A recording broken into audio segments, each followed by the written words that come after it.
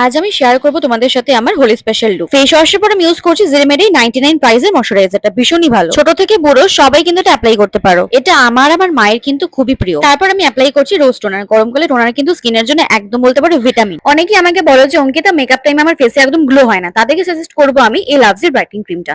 একদম কিন্তু ঝলমলে একটা গ্লো পাবে, যেভাবে তোমরা দেখতে পাচ্ছ ভিডিওতে, ঠিক আমার এই ফেসটার মতো তোমরাও কিন্তু গ্লোটা পাচ্ছ।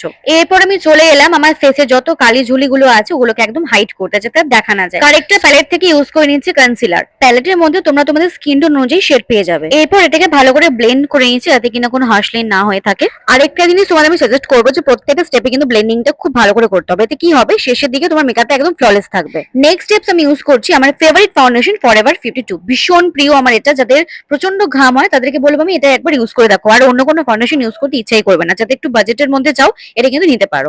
এরপর আমি চলে এলাম আমার গালগুলোকে কাশ্মীরি অ্যাপেল করতে। ইউজ করছি ব্লাশার। যাই বলো না কেন, প্রত্যেকটা মেকআপের স্টেপে কিন্তু মেকআপ ব্রাশ খুবই দরকার।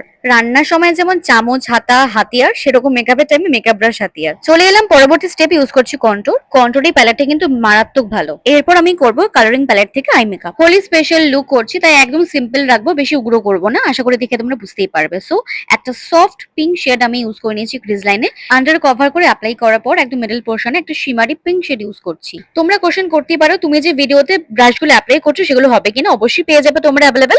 তার জন্য হোয়াটসঅ্যাপ করো, ক্লিয়ার পিকচার তোমাদের কিন্তু সেন্ড করে দেওয়া হবে। নেক্সট আমি অ্যাপ্লাই করছি এটা কালারিং কাজল, যেটা এখন ভীষণ কিন্তু পপুলার। এরপর একটা ব্লু আইশ্যাডো নিয়ে আমি আন্ডার আই এরিয়াতে ব্লেন্ড করে নিচ্ছি। আই মেকআপ করবো অথচ লাইনার মাস্কারা ইউজ করবো না, সেটা কিন্তু হয় না। সো ইউজ করছি আমি একটা বিউটিফুল লাইনার। এই লাইনারটা নিয়ে জাস্ট কিছু বলার নেই। যারা একদম লাইনার ড্র করতে পারো না, বলবো এটা একবার ট্রাই করে দেখো, তোমাদের সব সমস্যার সমাধান হয়ে যাবে। আমি কিন্তু ফিদা হয়ে গেছি।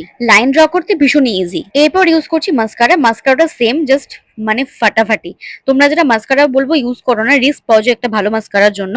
এটা জাস্ট বলবো গ্র্যাব করে দেখো, আর অন্য কিছু ইউজ করতে ইচ্ছা করবে না। আর জাস্ট লাভলি। অনেকক্ষণ বকবকের পর এবার কিন্তু মেন পার্ট তোমাদের বলি। এই যে এতক্ষণ ধরে মেকআপটা করলাম স্টেপ বাই স্টেপ, এটাকে সেট করার জন্য কিন্তু লাগবে বানানা পাউডার। এটা কিন্তু অয়েল কন্ট্রোলের জন্য খুবই হেল্পফুল। এরপর চলে এলাম আইব্রো পার্টে। যারা একদম ইজি ভাবে আইব্রো ক্রিয়েট করতে চাও তারা বলবো এই 2-in-1 আইব্রো পেন্সিলটা একবার ইউজ করে দেখো। আদার্স কোনো পেন্সিল বা কারো যারা যেটা ইউজ করছো ওটা ছেড়ে বলবো এটা একবার নিয়ে দেখো। ওফ লাভলি, পুরো ফিদা হয়ে যাবে। আমার নিজের আইব্রো করা ছিল না, মোটামুটি 1.5-2 মাস হয়ে গেছে, বাট তাও দেখো কতটা সুন্দর লাগছে। এরপর আমার ফেভারিট পার্ট হচ্ছে হাইলাইটার। জাস্ট দেখো কি গ্লো করছে, অসম্ভব ভালো। কমেন্ট করে তোমরা আমাকে জানাও তোমাদের মেকআপে ফেভারিট পার্ট কোনটা। আমার কিন্তু হাইলাইটার। যেহেতু সফট লুক করেছি তার জন্য লিপস্টিক খুব একটা ডার্ক ইউজ করছি না, একটা মফ পিঙ্ক কালার ইউজ করে নিচ্ছি। লাইনার দিয়ে একটা ছোট্ট করে টিপ ইউজ করে নিয়েছি। লাস্ট ইউজ করছি সেটিং স্প্রে। সো আমার কিন্তু লুক কমপ্লিট। হেয়ারটা কোন দিকে রাখবো বুঝতে পারছি না, তাই জন্য এদিক ওদিক করে দেখছিলাম। সো এদিকটা সেট করে নিয়ে এবার তোমাদের সাথে শেয়ার করছি আমার ফাইনাল লুকটা। সো সকলে জানিও তোমাদের কেমন লাগলো আমার এই সিম্পল ভিডিওটা।